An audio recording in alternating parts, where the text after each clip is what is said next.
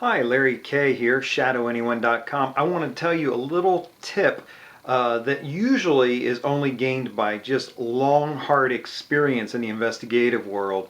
But I'm going to tell it to you here and show you an example of how it helped seal a case very easily. It was a workers' compensation case. The guy who was claiming to be injured was not able to come in for any kind of work at the company. They offered him light duty, everything else. And what he had gotten the doctor to establish was that he could only drive, if I recall, it was 40 minutes at a time because of his back or whatever the injury was. And his job was 45 minutes away. So he couldn't take any work at all. And this company was paying an arm and a leg to him. So they believed he was faking. They hired me to do surveillance. Now, right away, I was able to see this guy was, maybe not perfectly fine, but not as injured as he claimed he was. And it was just all the classic things that you know happen with workers' comp fraud, where the guy limps into the doctor's office and limps out, but then the next place he goes, he's perfectly fine. Now, in this interesting case, this guy limped into the doctor's office, limped out. The very next place he went was the jewelry store where he bought his girlfriend some jewelry. He was married. His wife did not know about this. Then he drives 45 minutes to his girlfriend's house and spends the afternoon with her. Every time he's walking, he's perfectly fine. Doesn't appear to be injured at all to me. He's definitely driving more than he's supposed to. He's got this affair going on. And so I bring this back to the client and just have to report over the telephone initially that this is what I found. Now, here's where the experience comes into play. I said to the client, kind of almost offhandedly and afterwards, I said, I'm not sure this guy has a valid driver's license.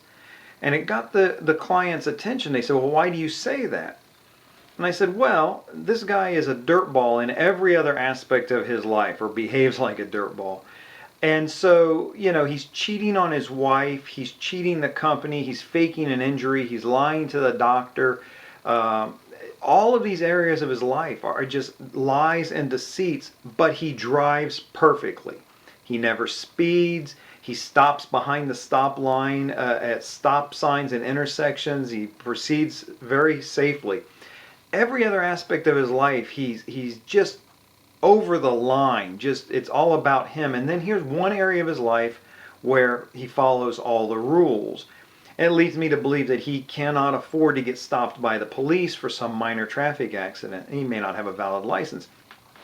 The client said, well, find out, run him and see if he's got a valid license. One of the conditions of employment is that he has to have a valid driver's license.